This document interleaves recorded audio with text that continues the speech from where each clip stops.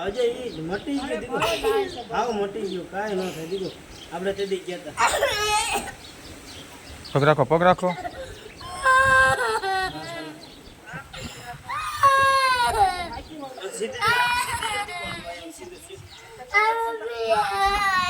હાલતી નહોતી હમણાં મટી ગયું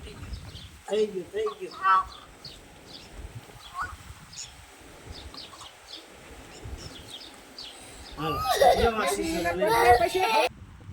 કયું ગામ તમારું જેતપુર